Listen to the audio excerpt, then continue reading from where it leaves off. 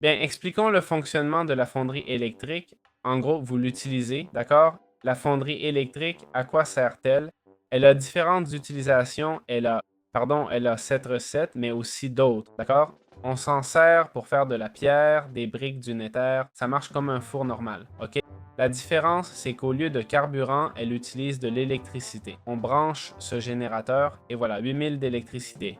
Bon, si on veut fondre du bois, je ne sais pas si ça marchera.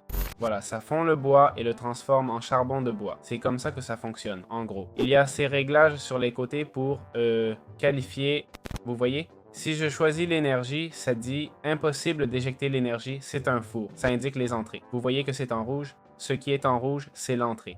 Entrée veut dire que ça entre, ok?